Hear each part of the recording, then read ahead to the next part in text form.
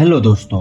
तो आज हम जानेंगे सिबिल स्कोर खराब कैसे होता है। हाँ, गलती से भी ये काम ना करें क्योंकि इससे आपका सिबिल स्कोर खराब हो सकता है और फ्यूचर में आपको बहुत बड़ी परेशानियां भी हो सकती है कोई भी नई लोन लेने के लिए। तो चालू करते हैं इसी टॉपिक के साथ कि सिबिल स्कोर खराब कैसे होता है। सिबिल स्कोर खराब होने की कई सारी वजह हो सकती है, जिसमें आपका कोई लोन चल रहा है, आपका कोई ईएमआई चल रहा है, तो अगर वो आप रेगुलर पेमेंट नहीं करते हैं, लेट पेमेंट करते हैं, पेमेंट ड्यू होता है, उसमें आप पेमेंट बहुत टाइम के बाद करते हैं, तो आपका सिबिल स्कोर खराब हो सकता है। उसके अलावा भी कई सारी ऐसी चीजें होती है जिससे आपका सिबिल खराब हो सकता है। तो चलिए जानते हैं कौन कौन सी वो चीज है जिससे आपका सिबिल बहुत खराब भी हो सकता है। तो पहला है कि सिबिल खराब होने का मेन रीजन है कि अगर आप कोई भी ईएमआई चल रही है, कोई भी लोन चल रही है, उसका पेमेंट रेगुलर नहीं करते हो, आपके ईएमआई बाउंस होते हैं, तो आपका सिबिल स्कोर इंस्टेंट खराब हो सकता है।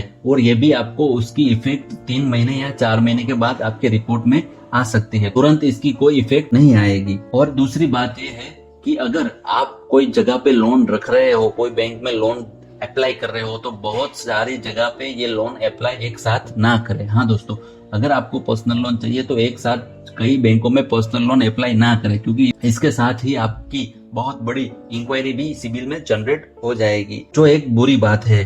अगर आपने अभी भी कोई लोन लिया नहीं है तो लोन लेना स्टार्ट कर दीजिए। कोई भी छोटी बड़ी लोन लीजिए और उसको रेगुलर पेमेंट करे, जिससे आपका सिबिल अच्छा हो सकता है। और अगर सिबिल -1 या 0 है तो उससे 750-800 तक पहुंच सकता है। अगर आपकी कोई लोन चल रही है और उसको आप ईएमआई भर नहीं पा रहे हैं, ईएमआई बाउंस होते हैं, तो आपका सिबिल स्कोर खराब भी हो सकता है और ईएमआई की पेनल्टी भी बढ़ सकती है और आउटस्टैंडिंग चार्जेस भी आपको पे करने होते हैं। तीसरा पॉइंट है सेटलमेंट।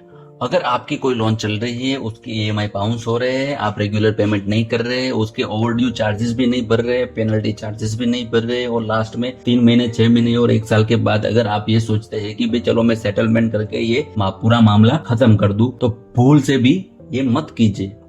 हाँ दोस्तों, ये भूल से भी मत करना, कोई भी लोन सेटलमेंट मत करना, क्योंकि सेटलमेंट होते ही आपका सिबिल स्कोर तो खराब होगा ही, इसके अलावा आपको फ्यूचर में कोई भी बैंक लोन नहीं देगा और आपका सिबिल एकदम खराब हो जाएगा। सेटलमेंट करने के अलावा एक और रास्ता है। बहुत सारे ईएमआई बाउंस हो चुके हैं, तो उसमें से अगर लास्ट में आपको सेटलमेंट नहीं करना है, सेटलमेंट की जगह जो भी रिकवरी वाला एजेंट आता है उसको बोलो सिर्फ मुझे ईएमआई ही पेड करना है, मुझे कोई एक्स्ट्रा चार्जेस, पेनल्टी वगैरह नहीं भरनी है। तो आप सिर्फ ईएमआई ही पे करें, पेनल्टी और चार्जेस, एक्स्ट्रा चार्जेस ना पे करें, और सेटलमेंट भूल से भी ना करें। एक बार सेटलमेंट हो गया तो फिर आपको फ्यूचर में कोई भी लोन मिल सकती नहीं है, इसलिए भूल से भी कोई लोन का सेटलमेंट ना करें। और नेक्स्ट जो अपने सिबिल को बिगाड़ सकती है वो है गारंटर। हाँ दोस्तों, किसी की भी लोन में गारंटर ना रहे। आपने ये शब्द तो सुना होगा, गारंटर।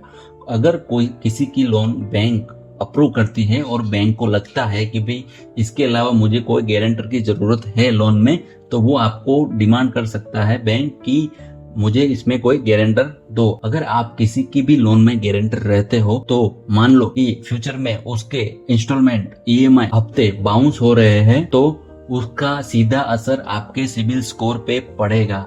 हाँ दोस्तों, अगर वो लोन नहीं भरता है तो आपको भी लोन फ्यूचर में मिल नहीं सकती है।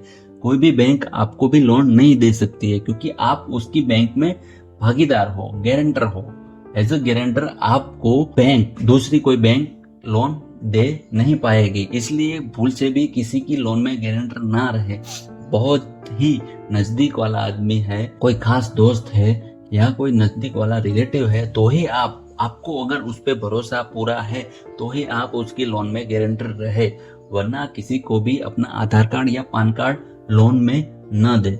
हाँ, ये चीज भूल के भी ना कर, क्योंकि आगे चल के आपने तो कुछ किया नहीं, वो लोन नहीं भर पाएगा तो सिबिल स्कोर सीधा आपका खराब हो गया। मेरा 1-2 दोस्त के साथ ये सिचुएशन आई है। अगर अभी भी उसकी होम लोन नहीं हो रही है, क्योंकि वो दूसरे की लोन में गारंटर रहे थे और उसका सिबिल खराब होने की वजह से इसको भी लोन मिलने में बहुत बड़ी परेशानियां आती है।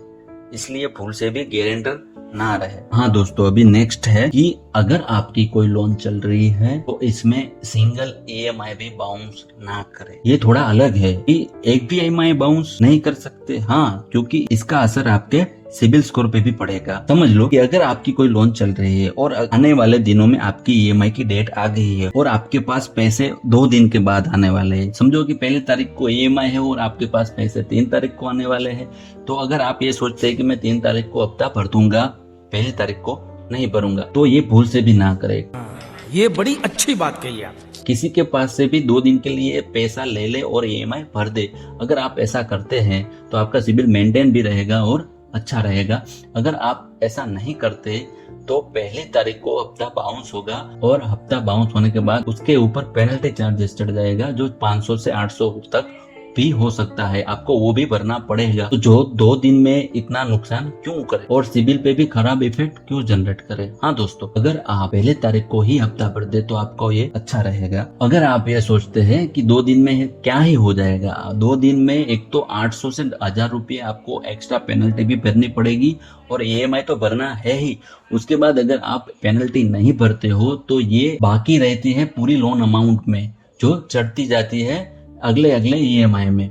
अगर मान लो कि लोन खत्म हो गया, आपका EMI पूरा हो गया, उसके बाद आपको NOC भी नहीं मिल पाएगा। क्यों? क्योंकि आपके आउटस्टैंडिंग लोन में वो पेनल्टी भी बाकी रहेगी। इसके हिसाब से आपको बैंक NOC भी नहीं देगी। ये याद रखें, भूल से भी कोई भी सिंगल EMI बाउंस ना करे और बिना पेनल्टी के आपकी लोन क्लोज होगी भी नहीं, आपको वो भरनी ही पड़ेगी, उसमें भी सेटलमेंट नहीं हो पाएगा। मैं कई सारे ऐसे लोगों को जानता हूँ जो टाइमली पेमेंट नहीं करते। एग्जाम्पल, 1 साल में 3-4 पेमेंट ऐसे ड्यू वाले हो जाते हैं, लेकिन उनको अभी तकलीफ नहीं होगी, अभी कोई परेशानी नहीं होगी। प्रॉब्लम उसको फ्यूचर में आएगी जब नई लोन, बड़ी लोन लेनी होगी तब। इसलिए EMI भरने हैं तो क्लियर ही रहे उसमें। चलो दोस्तों, अभी नेक्स्ट है क्रेडिट कार्ड। क्रेडिट कार्ड से कैश मत करवाइए। क्रेडिट कार्ड से अगर कैश करवाते हो तो इसका भी अलग इफेक्ट पड़ता है। अगर आप कहीं लोन लेने जाते हो तो बैंक सोचते हैं कि भाई ये कैश इसके पास अवेलेबल नहीं है, तो कैश अरेंज क्रेडिट कार्ड से करते हैं। इसलिए आप भूल से भी क्रेडिट कार्ड से कैश हो सकता है तब तक ना उठाइए, और क्रेडिट कार्ड से जो उठाया हुआ पैसा है उसको EMI में भी कन्वर्ट ना करे तो अच्छा रहेगा। और नेक्स्ट दोस्तों, कभी कभी कोई लोग EMI नहीं भरते हैं, उनको ऐसा लगता है कि गवर्नमेंट लोन माफ कर देगी, तो इसके हिसाब से वो EMI भी नहीं भरते हैं और लोन को भी नहीं भरते हैं।